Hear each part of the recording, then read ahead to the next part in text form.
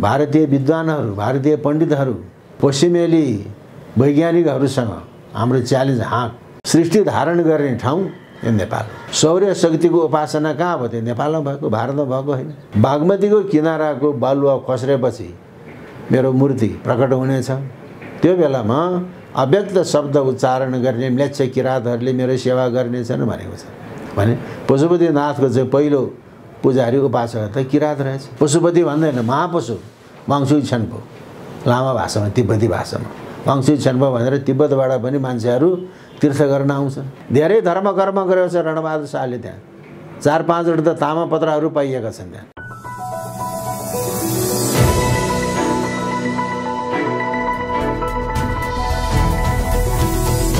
हिमाल online TV. Nepal राष्ट्रको विषयमा नेपालीहरूको आस्थाको केन्द्र पशुपतिनाथ मन्दिरको विषयमा समग्रमा धर्म र संस्कृतिको विषयमा नेपाल प्रज्ञा प्रतिष्ठानका उपकुलपति संस्कृति तथा इतिहासविद डाक्टर जगमान गुरुङसँग यसको गहिराईमा गएर कुराकानी गर्दैछौँ। डाक्टर साहब, स्वागत छ यहाँलाई। हस्, मेरो पनि। सुरुमा अलिकति हामी नेपाल राष्ट्रको विषयमा कुराकानी गरौँ न, किनभने हामी अन्य विभिन्न क्षेत्रमा लागेर आफ्नै राष्ट्र बिर्सिएको अवस्था छ। वास्तवमा हाम्रो देश नेपाल कस्तो प्रकारको राष्ट्र हो, यहाँ के पाइन्छ र किन गरिब राष्ट्र भनेर भनियो, त्यहाँबाट सुरुवात गरौँ। अब यो सन्दर्भमा महाकवि लक्ष्मीप्रसाद देवकोटाले एउटा निबन्ध लेख्नु भएको छ। के नेपाल सानो छ भनेर प्रश्न गर्नुभएको छ। नेपाल भूगोलमा सानो होला, तर यसको जैविक विविधतामा नेपाल सानो छैन। जैविक विविधता जस्तै यहाँका विभिन्न समुदायहरूको विविधता, विभिन्न भाषाभाषीहरू, विभिन्न वेशभूषा लगाउने, विभिन्न रीतिथिति भएका हिमालदेखि पहाडदेखि खोज टार उपत्यका र मध्यसम्मका जैविक विविधता, मानिसको सांस्कृतिक विविधता। तर त्यो विविधता भए तापनि त्यसमा एकता, यो नेपालको विशेषता यस्तो किसिमको हो। र नेपालको अहिले अब हिन्दू अवधारणा अनुसार सत्य, त्रेता, द्वापर, कली 4वटा चाहिँ युग छन्। त्यो युगमा पनि अहिलेको चाहिँ कलियुग 28औं कलि रे। यस्ता चाहिँ 27वटा कलियुग व्यतीत भइसक्यो। यो 28औं कलि। र नेपालको 4वटा नाम छ युगै पिछेको। जस्तै हिमवत खण्ड पुराणमा के लेख्छ भन्दाखेरि कृते सत्यवती ज्ञेय। कृते भनेको सत्ययुगमा सत्यवती भनेर जान्नु। द्वापर युगमा तपोवती, तपस्या गर्ने ठाउँ। अनि द्वापरे मुक्ति सोपान, मुक्तिको लागि चाहिँ सिँढी। अनि कलियुगमा नैपालिकापुरी, कलियुगमा नेपाल भनेर जान्नु भनेर भनेको छ। अब यो कस्तो भन्दाखेरि जाडो पनि नहुने, गर्मी पनि नहुने, ठिक्कको मौसम भएको ठाउँ। त्यही कारणले उखर माउलो चाहिँ गर्मीमा बसेर तपस्या गर्न सक्छ, तपस्या गर्न सक्दैन। त्यही कारणले गर्मी पनि नहुने, जाडो पनि नहुने ठिक्कको ठाउँमा बसेपछि साधकहरूले साधना गर्न सक्छन्, तपस्वीहरूले तपस्या गर्न सक्छ, सिद्धि प्राप्त गर्न सकिन्छ। र नेपाल यस्तो किसिमको देवभूमि हो। यो पार्वतीले रचना गरेको शिवको देश र बुद्धको जन्मभूमि। पार्वती भनेको तन्त्र, पार्वती भनेको तन्त्र र पार्वतीले रचना गरेको शिवको देश, बुद्धको जन्मभूमि। यहाँ वज्रगुरु पद्मसम्भव आदि, महासिद्ध नाडपाद आदि विभिन्न सिद्ध साधकहरूले साधना गरेर सिद्धि प्राप्त गरेको ठाउँ हो यो। तर अहिले हामीले अहिलेको हाम्रो अवस्था कस्तो छ त भन्दाखेरि मेरो खल्तीमा मोबाइल छ, तर त्यसको ब्यालेन्स पनि छैन, चार्ज पनि छैन, घरमा वाइफाई पनि छैन, नेट पनि छैन। तर चाहिँ नि मोबाइल खल्तीमा हालेर मसँग मोबाइल छ भनेर हिँड्छौँ। त्यस्तो अवस्था छ अहिले हाम्रो। नेपालको महत्त्व हामीले चिन्न सकेका चाहिँ छैनौँ।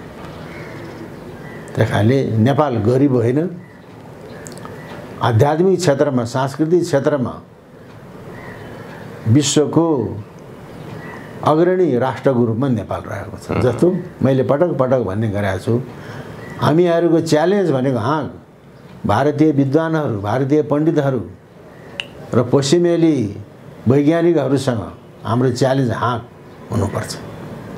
त्यो कस्तो भन्दाखेरि अहिले विश्वमा सबभन्दा पहिले जीवको सृष्टि कहाँ भयो? युरोप अमेरिकामा भयो कि चीन जापानमा भयो कि भारतमा भयो कि नेपालमा भयो कि कहाँ भयो? त्यो कुरो बुझ्नुपर्छ। त्यसमा चाहिँ नि जीवको सृष्टि पहिले जलमा भयो कि थलमा भयो कि नभ भनेको आकाशमा भयो। जीवको सृष्टि जलमा पानीमा भएको भनेर अहिलेको आधुनिक विज्ञानले पनि मानेको छ। र जीवको सृष्टि नेपालमा भएको, नेपालमा गण्डकी प्रदेशमा भएको, गण्डकी प्रदेशको हिमालयमा भएको। कसरी? त्यसको प्रमाण के छ भन्दाखेरि अहिले हिमाल उत्तरतिर छ, समुद्र दक्षिणतिर छ। अघि समुद्र उत्तरतिर थियो, हिमाल दक्षिणतिर थियो। समुद्रको पिँध थेग्रिँदै थेग्रिँदै थेग्रिँदै आउँदाखेरि माथिपट्टि हिमाल उठ्यो अनि पानी जति दक्षिणतिर बग्यो। र त्यो महाप्रलय कालमा जलजन्तुहरू एक ठाउँमा थेग्रिए। ती थेग्रिएका जलजन्तुहरू जीवाश्म भयो, फोसिलाइज फर्ममा परिणत भयो, जसलाई हामी अहिले शालिग्राम भनेर भन्छौँ। त्यो हो त्यो जीवाश्म, त्यतिखेरका जलजन्तुहरू। अब शालिग्राम विश्वमा अन्त पाइन्छ त? अन्त पाइँदैन शालिग्राम। शालिग्राम पाइने काली गण्डकी, काली गण्डकीको मुहान दामोदर कुण्ड। उदर भनेको पेट। हाम्रा आमा दिदीबहिनीहरूले गर्भ कहाँ धारण गर्छ? पिँडौलामा गर्भ धारण गर्छ र छातीमा टाउकोमा गर्भ धारण गर्छ। गर्भाशय त पेटमा छ। उदर भनेको पेट हो। त्यही कारणले यो चाहिँ सृष्टि धारण गर्ने ठाउँ यो नेपाल। हजुर, त्यो कुरा हामीले बुझ्नुपर्छ। हजुर, यो भारतीय विद्वानहरूसँग पण्डितहरूसँगको हाम्रो च्यालेन्ज। अनि अर्को अहिले नासाका विद्वानहरूले के भन्छन् भन्दाखेरि हामीले सूर्यको ध्वनि पहिचान्यौँ। सूर्यको ध्वनिले ओम भनेर ओमकारको ध्वनि प्रवाह गर्दो रहेछ भनेर बडा स्वाभिमानका साथ उनीहरूले प्रचार प्रसार गरेका छन्। तर नासाका वैज्ञानिकहरूले सूर्यको ध्वनि पहिचान्नुभन्दा पहिले नै सौर्य शक्तिको उपासना कहाँ भयो? त्यो नेपालमा भएको, भारतमा भएको होइन। त्यसको प्रमाण के छ भन्दाखेरि अब अहिले ब्रह्मगायत्री भनेको त भर्गो देवस्य धीमहि, त्यो भरभराउँदो देवताको उपासना। त्यो कहाँ भयो? त्यो नेपालमा भएको। कसरी भन्दाखेरि विश्वामित्र चाहिँ नि राजा थिए उनी। वशिष्ठसँग उसको तकरार पर्यो। वशिष्ठ ऋषि, विश्वामित्र राजा। तकरार परेपछि वशिष्ठबाट उसको हार भयो। अनि चाहिँ क्षेत्री बलभन्दा ब्रह्म बल बलियो हुँदो रहेछ भनेर राजपाट छोडेर उनी तपस्या गर्न रुरु क्षेत्र आए रिडीमा। त्यहाँ मेनकाले उसलाई चिप्ल्याइदियो। त्यसपछि इन्द्रिय निग्रह गरेर कौशिकीको किनारामा अहिले नेपालको बराह क्षेत्रमा गएर उसले सौर्य उपासना गरे। अहिले ब्रह्मगायत्रीको ऋषि विश्वामित्र हो र बराह क्षेत्रमा गएर उसले भर्गो देवस्य धीमहि, त्यो भरभराउनु देवता सौर्य शक्तिको उपासना गरेपछि उसले ब्रह्मगायत्रीको उसले अनुष्ठान गरे। र त्यो ब्रह्मगायत्री सौर्य शक्तिको अनुष्ठान भएको देश नेपाल हो। तर अब हामीले त्यो बुझेका चाहिँ छैनौँ। यो गफ हो भन्छ, त्यो गफ होइन। र यति प्रमाणले चाहिँ नि हामी नेपाल चाहिँ विश्वको हजुर एउटा उत्कृष्ट राष्ट्र हो। अब अहिले हिन्दूहरूको 4 वेद, 18 पुराण, ब्रह्मसूत्र भनेको छ। वेदको सम्पादन कसले गरे? व्यासले गरे। कतिपय पुराणहरू व्यासले लेखेका छन्। ब्रह्मसूत्र व्यासले लेखेको, महाभारत व्यासले लेखेको, गीताको रचना व्यासले गरेको। त्यो व्यास कहाँ जन्मे त? नेपालमा गण्डकी प्रदेशमा तनहुँको सदरमुकाम दमोली, मादी र सेतीको द्वीपमा उनी जन्मे। मादी र सेतीको द्वीपमा जन्मेको हुनाले कृष्ण द्वैपायन भनेको छ। कृष्ण भनेको भगवान कृष्ण पनि कृष्ण, व्यास पनि कृष्ण, उसको नाम कृष्ण हो। तर दुईटा नदीको द्वीपमा जन्मेको हुनाले उसले द्वैपायन भने। वेदको व्यास अथवा व्याख्या विस्तार गरेको हुनाले वेद व्यास भने। तपाईँ हामी जस्तै मानिस हौँ। उनी आफ्नो कर्मले गर्दै भगवान भए। र भगवान विष्णुका चाहिँ 24 अवतारमध्ये एक अवतार वेदव्यास। त्यो त दमोलीमा जन्मेको पराशर ऋषिको छोरो मत्स्योदरी, मत्स्यगन्धा माझीकी छोरीबाट जन्मेको। अहिले माझीको दर्जा केमा हुन्छ त? आदिवासी जनजातिमा छ। भैँसीको मासु खाने, जाँड खाने, सुँगुरको मासु खाने।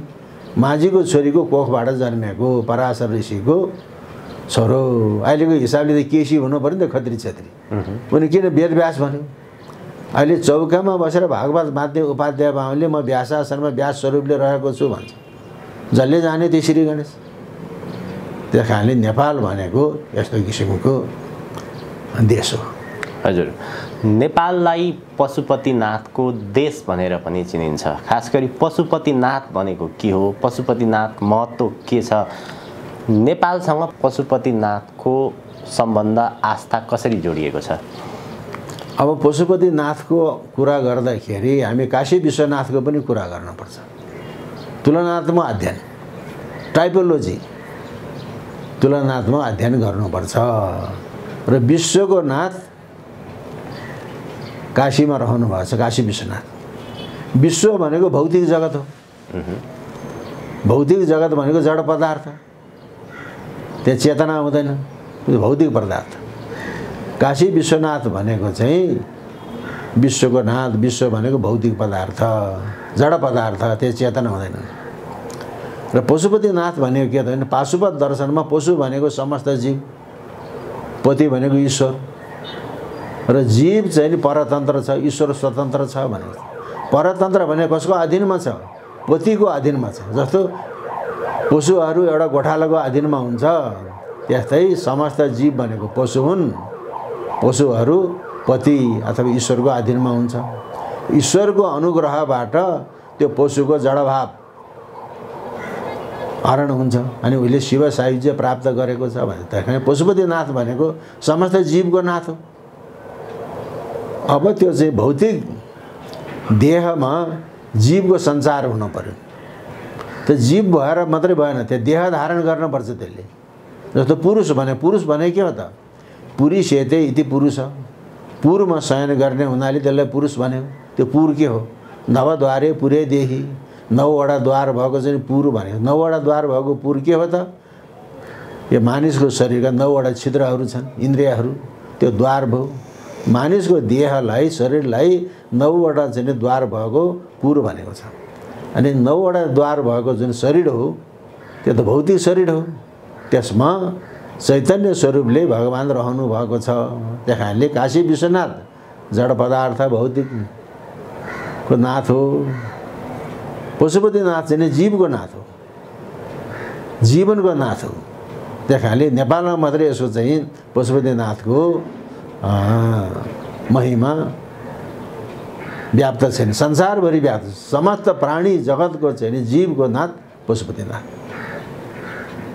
र नेपालको आराष्ट्रिय देवता अघि लिच्छवी कालमा अंशुवर्माको चाहिँ समयदेखि कस्तो प्रशस्ति धारण गरे लिच्छवी राजाहरूले भन्दाखेरि श्री पशुपति भट्टारका पादानुगृहित भगवान पशुपतिनाथको पाउको अनुग्रहबाट मैले शासन गरेको भट्टारक भने गद्दिन्छन् पछि मल्ल राजाहरूले के गर्थे मध्यकालमा भन्दाखेरि श्री पशुपति चरण कमल धुली धुसरित शिरहरू हो भगवान पशुपतिनाथको पाउको धुलोले मेरो शिर सुहाएका यस्ता मल्ल राजा प्रभु ठाकुर भने यस्तो प्रसिद्धि धारण गर्थे अब यहाँनिर आयो अब अहिले त्यहाँ चाहिँ नि हिन्दूहरूको लागि मात्र प्रवेश भनेर लेखिरहेको छ अब हिन्दूको परिभाषा गर्दाखेरि ओमकार परिवारभित्रको हिन्दू भन्ने परिभाषा पनि छ कोही हामी त हिन्दू होइनौँ भन्ने पनि छ तर पशुपतिको उत्पत्तिको बारेमा हिमवत्खण्ड पुराणमा नेपाल महात्म्य पशुपति पुराणमा उत्पत्ति कसरी भयो भनेर लेखिएको छ तर त्यसमध्ये पशुपति पुराण स्वयं पशुपतिनाथकै नाउँबाट लेखिएको पशुपति पुराण बडो मार्मिक छ त्यहाँ शिवले कस्तो किसिमको चाहिँ भविष्यवाणी गर्छ भने मैले भनेको शिवले मृगको रूप लिएर श्लेषमान्तक वन भनेको लप्सीघारी लप्सीको वनमा मैले विचरण गर्नेछु मैले विचरण गरेपछि अब यो मृगस्थली हुनेछ अनि कालान्तरमा यो मेरो चाहिँ मृगस्वरूप शिलातनु शिला भनेको ढुङ्गाको तनु भनेको शरीर भएर शरीरमा परिणत हुनेछ र बागमतीको किनाराको बालुवा खस्रेपछि मेरो मूर्ति प्रकट हुनेछ त्यो बेलामा अव्यक्त शब्द उच्चारण गर्ने म्लेच्छ किराँतहरूले मेरो सेवा गर्नेछन् भनेको छ भने पशुपतिनाथको चाहिँ पहिलो पुजारी उपासक त किराँत रहेछ अनि अव्यक्त शब्द भनेको त संस्कृत इतर शब्द त्यो अव्यक्त शब्द संस्कृत भाषाभन्दा भिन्दै प्रकृतिको भाषा बोल्ने। म्लेच्छ भनेको के त? हिन्दू सामाजिक व्यवस्थाको मूल आधार ब्राह्मण क्षेत्रीय वैश्य शूद्रभन्दा बाहिरको हिन्दूहरूको 16 संस्कार जन्मदेखि मृत्युसम्मको 16 संस्कारभन्दा भिन्न प्रकृतिको संस्कार मान्ने यस्ताले म्लेच्छ भन्छ। म्लेच्छ किराँतहरूले मेरो सेवा गर्नेछन् भनेर पशुपति पुराणमा लेखेको छ।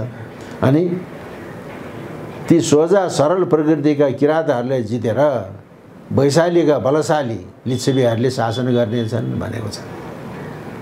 त्यस कारणले यो चाहिँ किराँत कालमा यसको उत्पत्ति भयो। अनि लिच्छवी कालदेखि यसलाई चाहिँ शास्त्रोक्त विधि भनेको वैदिक विधिले यसको पूजा अर्चना गर्दा गर्दा गर्दै यो आएको। अब यहाँनिर पनि हामीले के बुझ्नुपर्छ भन्दाखेरि अहिले सर्वसाधारणले शिव भनेको त हिन्दूको देवता हो भनेर भन्छन्। तर अब यसमा सुर असुर, सुर भनेको आर्य, असुर भनेको आर्यतर अनार्य संस्कृतिको समन्वय छ शैव मतमा। जस्तो भारतको एकजना डाक्टर यदुवंशीले शैव मत शैविजमको बारेमा अनुसन्धान गर्नुभएको छ, पिएचडी गरेको। उहाँको थेसिस छापिएको छ शैव मत भनेर। भारतको बिहार राष्ट्र भाषा परिषदले छपाएको छ शैव मत। उहाँको पिएचडीको चाहिँ निष्कर्ष के छ त भन्दाखेरि ऋग्वेदको रचनाकालभन्दा पछाडि र यजुर्वेदको रचना हुनुभन्दा अगाडिको बिचको समयमा वैदिक रुद्र देवतासँग हिमालयको उपत्यकामा बसोबास गर्ने वनेचर जातिले उपासना गर्ने देवताको समन्वय भयो। त्यसको परवर्ती विकसित रूप शैव मत हो भनेको छ। अब यहाँ चाहिँ नि किराँतहरूले भगवान पशुपतिनाथको सेवा गरे भनेको छ, कुरा त एउटै रहेछ। त्यसपछि अब यहाँका चाहिँ नेपालका भूमिपुत्र आदिवासीहरूको भाषामा उनीहरूको संस्कार र संस्कृतिमा शिवलाई के भन्छन्, पार्वतीलाई के भन्छन्, त्यसको हामीले सर्वेक्षण गर्न पर्यो। जस्तो अब लिम्बुवानको लिम्बुहरू त्यो परमपिता त्यो परम मातालाई के भन्दछ? युमा र थेवा भनेको छ। युमा भनेको त्यो माता, थेवा भनेको त्यो पिता। लिम्बू भाषामा युमा भन्यो, संस्कृतमा उमा भनेको छ। थेवा भनेको ठुलो भनेको महा, त्यसमा महादेव हो, उमा महेश्वर हो। युमा र थेवा यो त उमा महेश्वर, कुरा त उही रहेछ। अनि राईहरूले सुम्नीमा पारुहाङ, सुम्नी नाम गरेको माता पारुहाङ। उता पार्वती पते भनेको त पारुहाङ भन्छ। हाङ भनेको त राजा, पार्वतीका राजा, पारुका राजा। उता पार्वती भनेको त पारु भन्यो, उता पार्वती पते भनेको त पारुहाङ भन्यो, कुरा एउटै भएन त। त्यसैलाई गुरुङहरूले त्यो परम पिता र परम मातालाई केडे खर्गली मडे हखर भने। केडे खर्गली भनेको त्यो सृष्टिकर्ता जसले चाहिँ आकाश रचना गर्यो, पातल रचना गर्यो, यो पृथ्वी रचना गर्यो, त्यो केडे खर्गली। माता मडे हखर भनेको चाहिँ सहको देवता भनेको त अन्नपूर्ण। अनि विश्वनाथ किन काशीमा रहनुहुन्छ भने त्यहाँ विश्वनाथको मन्दिरको परिसर होइन, अन्नपूर्ण पीठको परिसरमा काशी विश्वनाथको मन्दिर रहेको छ। त्यहाँ अन्नपूर्ण पीठ छ र काशी विश्वनाथले माता अन्नपूर्णको हातबाट भिक्षा ग्रहण गर्नुहुन्छ। त्यहाँले काशीमा अन्नपूर्ण रहेर बसेको हुनाले विश्वनाथ त्यहाँ रहेको। भारतको काशीमा त अन्नपूर्णको पीठ मात्रै छ त अन्नपूर्ण हिमाल कहाँ छ? नेपालको गण्डकी प्रदेशमा तमुवान क्षेत्रमा छ अन्नपूर्ण हिम श्रृङ्खला, अन्नपूर्ण हिमाल त्यहीँ छ। त्यस कारणले पनि यहाँका चाहिँ आदिवासी भूमिपुत्र अनि यहाँका आर्यहरूको समन्वय शैव मतमा छ। त्यहाँदेखि शिव संस्कृति भनेको कल्याणमय संस्कृति, शिव संस्कृति भनेको हिमवत संस्कृति, हिमवत संस्कृति भनेको त्यो नेपाली संस्कृति हो। त्यस्तै गरिकन अब पशुपतिनाथलाई लामा भाषामा चाहिँ त्यसलाई चाहिँ वाङछेक छेन्पो, वाङछुक छेन्पो। वाङछुक भनेको पशु, छेन्पो भनेको महापशु भनेको छ। पशुपति भन्दैन, महापशु वाङछुक छेन्पो लामा भाषामा, तिब्बती भाषामा। वाङछुक छेन्पो भनेर तिब्बतबाट पनि मान्छेहरू तीर्थ गर्न आउँछन्। र अब उता गौरी शङ्कर हिमाल छ दोलखा जिल्लामा, संस्कृतमा गौरी शङ्कर भन्यो। त्यो गौरी शङ्कर हिमाल रोल्वालिङ हिमश्रृङ्खलाको दुईवटा चुचुरोलाई, एउटा चुचुरोलाई चाहिँ दाहिनेपट्टिको चुचुरोलाई शङ्कर, बायाँपट्टिको चुचुरोलाई गौरी भनेको छ। रोल्वालिङ भनेको के हो त? रोल्वा भनेको क्रीडा, लिङ भनेको द्वीप, क्रीडा द्वीप। कसको क्रीडा? देवी देवताको क्रीडा। कुन देवी देवता? गौरी शङ्करको क्रीडा। क्रीडा भन्नाले सम्भोग भन्ने पनि बुझ्नुपर्छ। गौरी शङ्करको क्रीडाबाट कुमार जन्मेको भनेको संस्कृतका महाकवि कालिदासले कुमार सम्भव महाकाव्यको सुरुमा के भन्छ त? अस्त्युत्तर श्याम दिशी देवतात्मा हिमालय नाम नगादे राजा। कलिजुगमा देवी देवताहरू भारतवर्षको उत्तरमा हिमालय नामका पर्वतराजको रूपमा रहनेछन् भनेछन्। त्यता हिमाल त सबै नेपालमा छ। यहाँ धौलागिरी छ, नीलगिरी छ, यहाँ अन्नपूर्ण छ, माछापुच्छ्रे, मनासलु, कञ्चनजङ्घा, गौरी शङ्कर र विश्वको सर्वोच्च शिखर अनि सगरमाथा नेपालमा। यहाँ चाहिँ कुम्भकर्ण हिमाल, महालङ्गुर हिमाल। महालङ्गुर भन्दा ठुलो बाँदर भन्दा हनुमान। त्यहाँले रामायणका महापात्रहरू कुम्भकर्ण र हनुमानको नामबाट नाम रहेको हिमाल त नेपालैमा छ। त्यहाँले यो नेपालको चाहिँ हिमालको चरित्र बखान गरेर संस्कृतिका आदिकवि महाकवि कालिदासले अस्त्युत्तर श्याम दिशी देवतात्मा हिमालय नाम नगादी राजा भनेको। त्यहाँले भगवान् पशुपतिनाथ केवल नेपालको मात्रै गौरव नभइकन सम्पूर्ण विश्व जगतको प्राण हो। विश्व जगतकै गौरव र प्राण हो पशुपतिनाथ। हिन्दूहरूको मात्र भनेर हिन्दू मात्रको छ त्यो होइन। प्राण त साथ त क्रिस्चियनले पनि फेर्छ, मुसलमानले पनि फेर्छ, बुद्धिस्टले पनि फेर्छ, सबैले फेर्छ।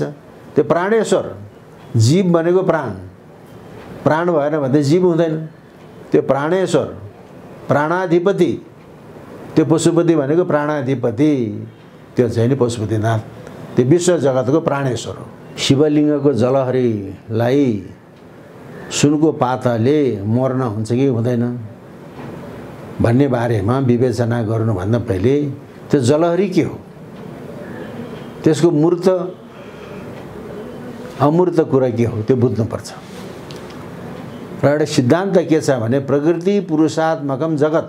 यो जगत भनेको प्रकृति र पुरुषको संयोगबाट बनेको छ। प्रकृति पुरुषात्मकम जगत। प्रकृति भनेको स्त्री तत्त्व, पुरुष भनेको पुम तत्त्व, पुरुष तत्त्व।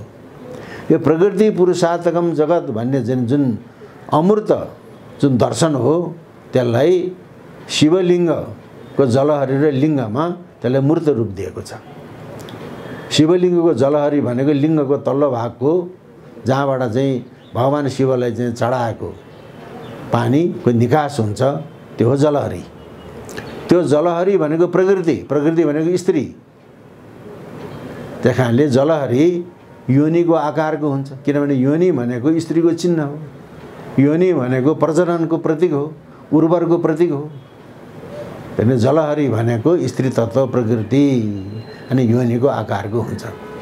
अनि त्यहाँदेखि माथिको लिङ्ग भनेको पुम तत्त्वको पुरुषको चिन्ह हो।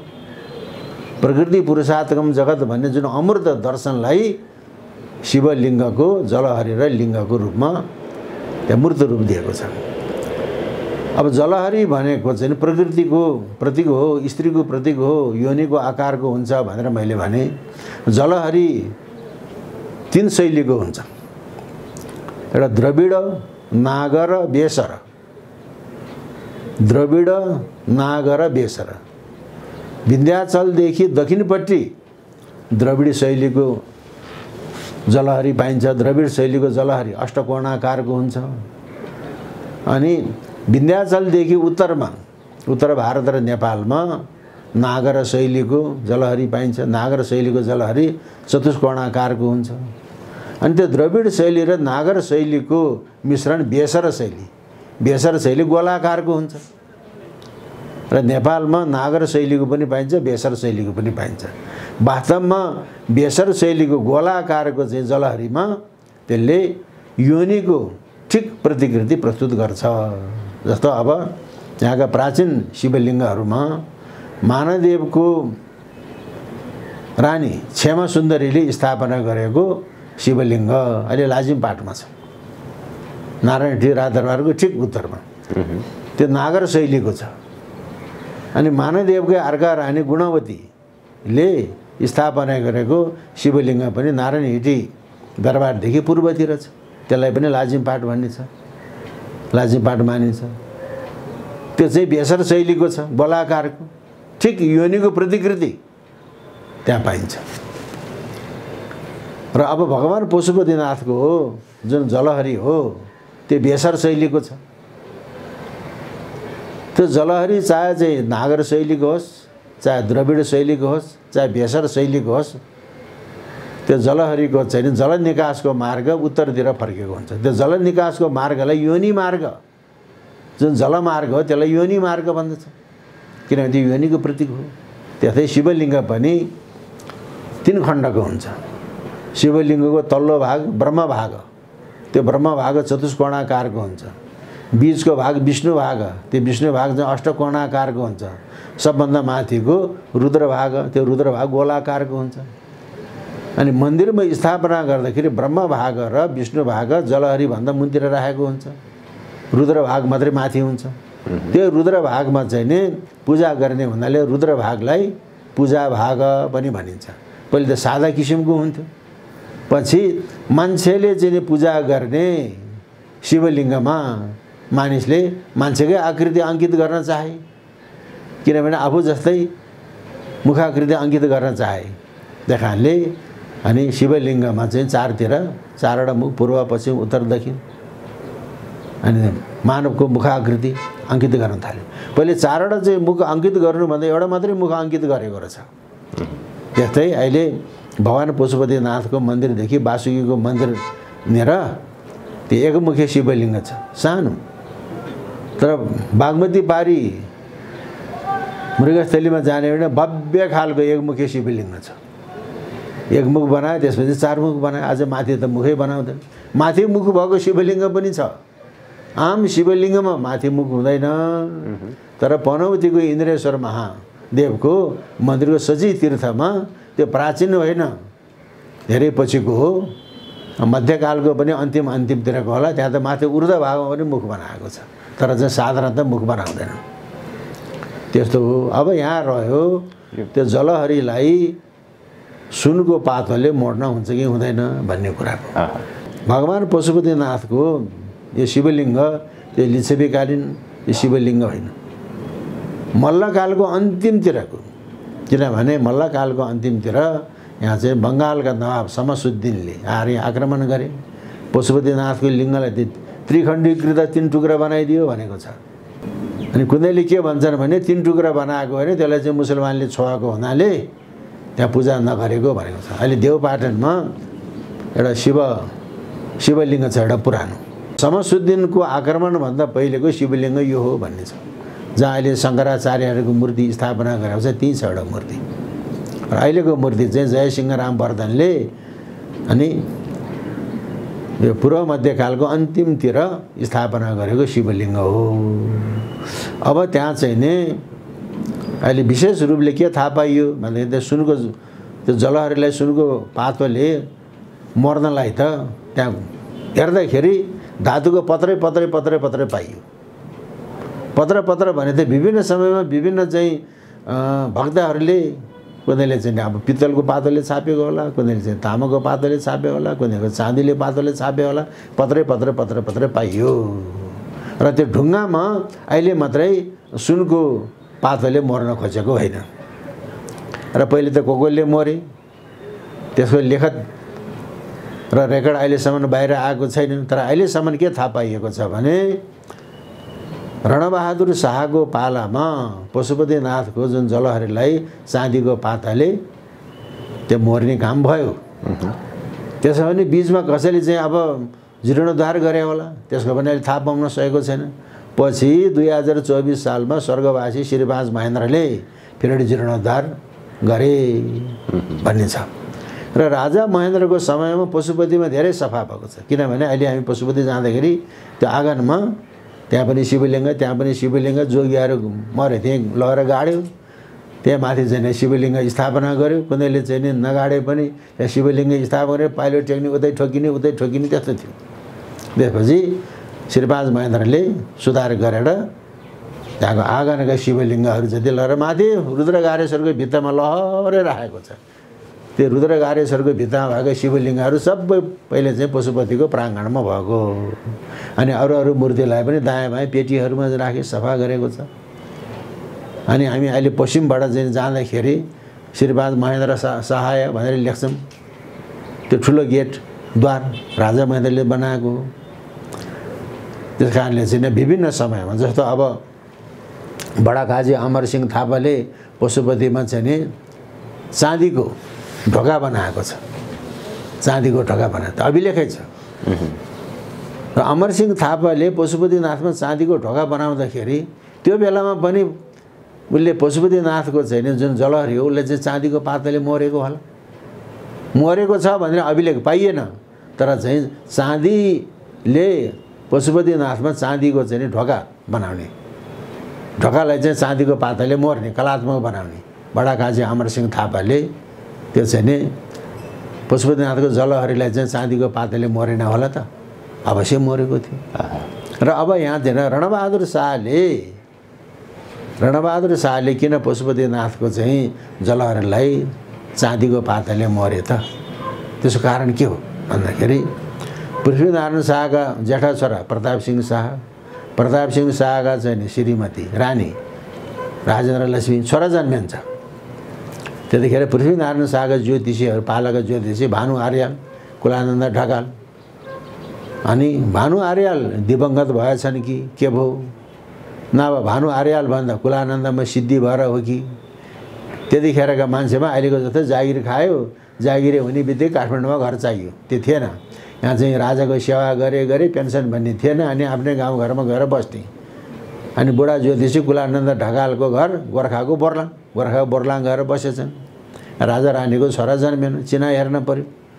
ल बुढा जयसीले लिन जाँदाखेरि म वृद्ध अवस्थाको भए म आउन सक्दिनँ र राजा रानीको चाहिँ चिना यहीँ पठाइदिनु भने राजा रानीको चिना पठाएर गएपछि यो तिथि मितिमा राजा रानीले पशुपतिको पूजा गर्नु, त्यो रात पशुपतिमै बसेर यो मुहुर्तमा गर्भधान गर्नु, अहिले त कन्सिभ गर्नु भने त्यही अनुसारले गरेपछि अनि अब यति महिनापछि छोरा जन्मनेछ, त्यसको नाम रणबहादुर शाह रहनेछ। कुलानन्द ढकालले गर्भै चिन्ह लेखेको। अनि रणबहादुर शाह जन्मे त्यो कुरा त उसलाई थाहा भएपछि भगवान् पशुपतिनाथप्रति अनुग्रहित हुनलाई धेरै धर्म कर्म गरेको छ रणबहादुर शाहले। त्यहाँ 4-5वटा त तामापत्रहरू पाइएका छन् त्यहाँ। त्यही कारणले भगवान् पशुपतिनाथको अनुग्रहबाट आफू जन्मेको हुनाले रणबहादुर शाहले चाहिँ नि चाँदीको पाताले मोरिदिएको। अनि राजा महेन्द्रले त्यसमा जीर्णोद्धार गरे। चाँदीको पाताले मरेको ठाउँमा अब सुनको पाताले चाहिँ मर्नलाई केही आपत्ति चाहिँ छैन। त्यो सुनै भित्राउन हुँदैन भन्ने होइन, किनभने भगवान् पशुपतिनाथको माथिको धारा पात्र सुनको छ। त्यहाँ दुध चढाउँछ, पानी चढाउँछ र त्यो हरहर गर्छ। बडे मानको सुनको शङ्ख छ। भगवानले चाहिँ सुनको शङ्खबाट जल अर्पण गर्छ। अनि भक्तहरूले चाहिँ शङ्ख जलको अभिषेक, बिहान 9 बजे आदि कलशको अभिषेक हुन्छ, मध्याह 12 बजे शङ्ख जलको अभिषेक हुन्छ। भोग लगाएर चाहिँ नि कृतार्थ भएपछि 2:30 बजे चाहिँ पूर्ण कलशको अभिषेक हुन्छ। ठुला भाँडा जति सबै चाँदीको, सानो भाँडा जति सबै सुनको। माथि त सुनैको छाना छ त, त्यहाँ सुनको प्रवेश हुनु हुँदैन भन्ने चाहिँ यो त के भयो भन्दाखेरि सुनको प्रवेश गर्दाखेरि देशमा त्यस्तो कुनै प्रकारको अनिष्ट हुँदैन। अनिष्ट हुँदैन। अब मैले त के भन्छु भन्दाखेरि भगवान् पशुपतिनाथमा सुनको चाहिँ कोष चढाउन पाएदेखि अझ कति सुन्दर हुन्थ्यो। भगवान् पशुपतिनाथ त स्वर्णमय कोष। कोष भनेको ढुकुटी पैसा होइन, त्यहाँ त चाहिँ अब ढुङ्गाको छ।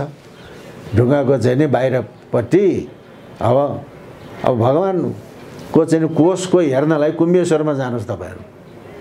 कुम्भेश्वरमा एउटा मूर्ति छ, बिहानभरि त्यो मूर्तिमा पूजा हुन्छ।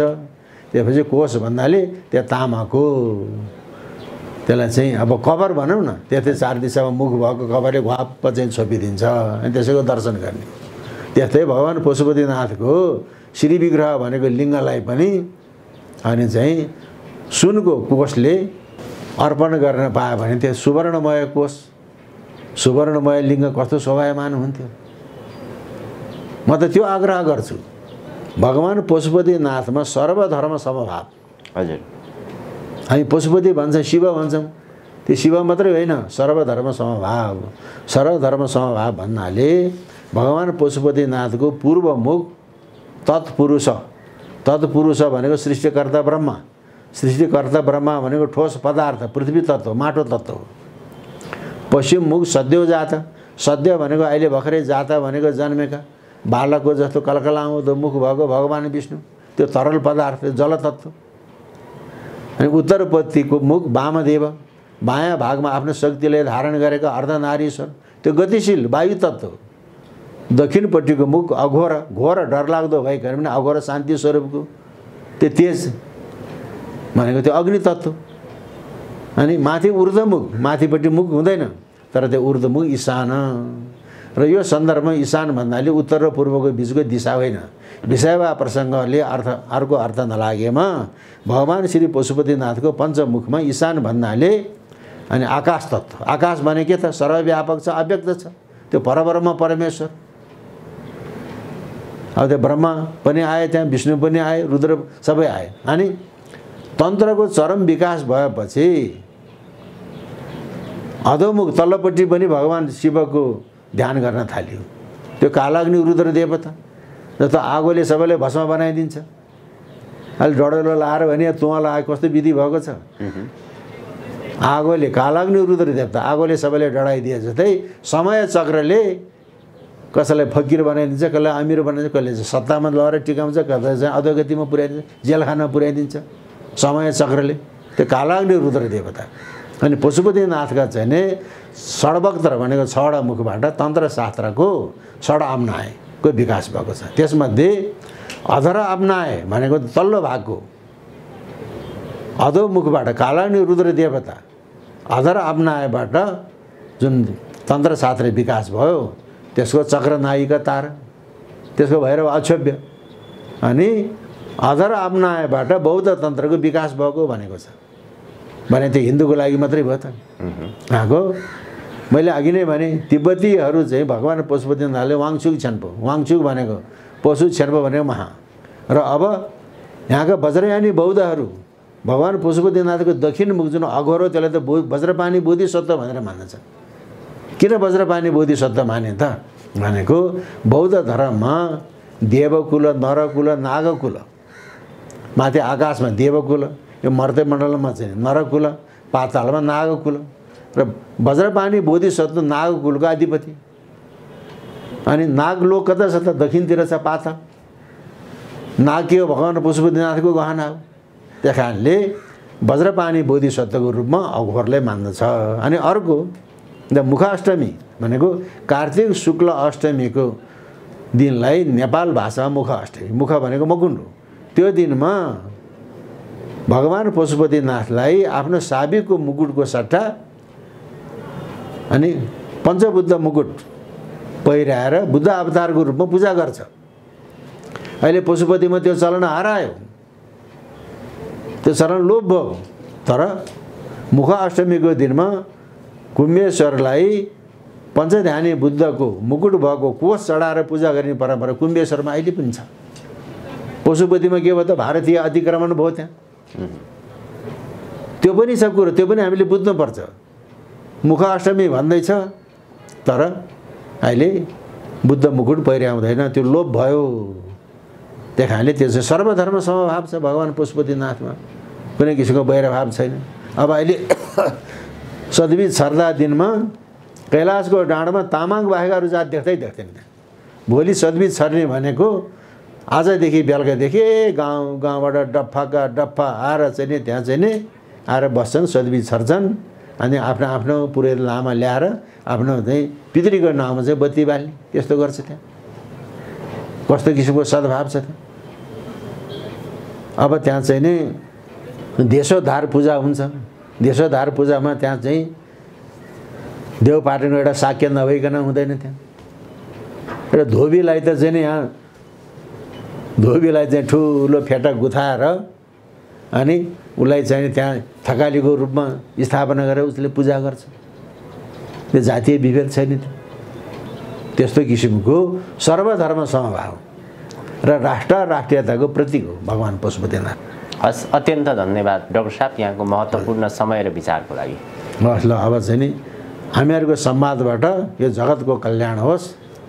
यहाँहरूलाई सबैलाई चाहिँ म धन्यवाद अर्पण गर्दछु। ल, जय होस्।